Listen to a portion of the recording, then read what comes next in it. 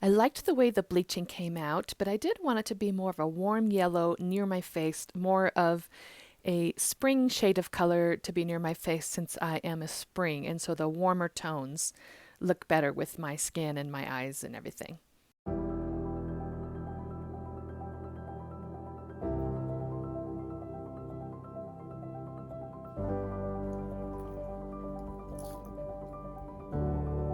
I had dyed this skirt a little bit more green, but it still looked too yellowish, and so decided to add neon green dots to bring out the neon green shade for this skirt.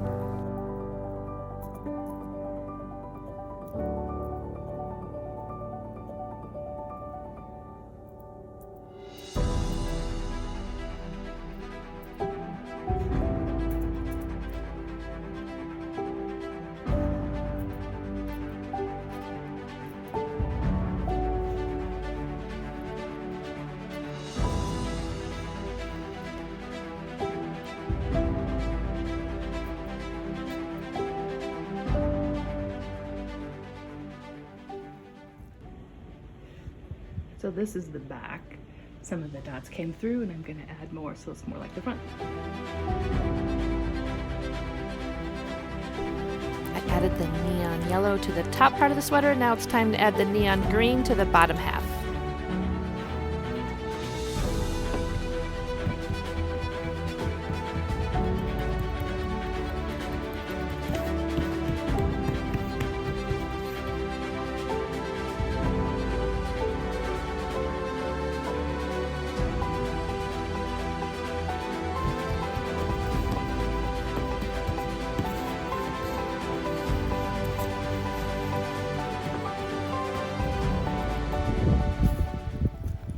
I had neon yellow near the top, neon green near the bottom because I didn't have enough neon yellow to do the whole thing. We're gonna let this dry. It's a nice sunny, dry day.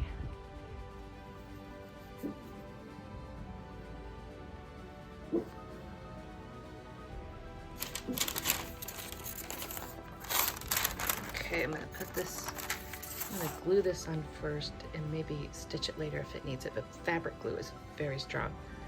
So I'm going to put the parchment paper underneath there so that the glue doesn't go all the way through, and then on top, and then I'll weigh it down with heavy books.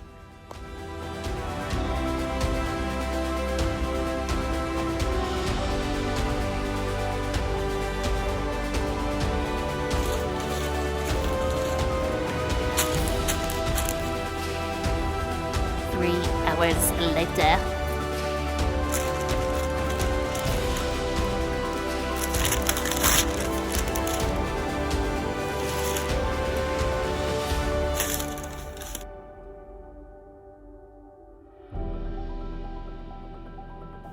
Time to iron it so that the fabric paint will stay on even through the wash. The pieces are turned inside out. I'm ironing the back of it.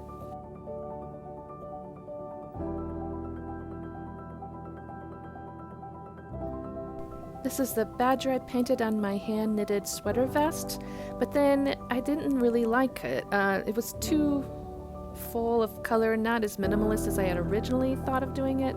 So I ran it through the wash and this is what happened. But I didn't mind actually because I kind of wanted to erase it and start again and make it more like a minimalist drawing of a badger. So I think it worked out really well.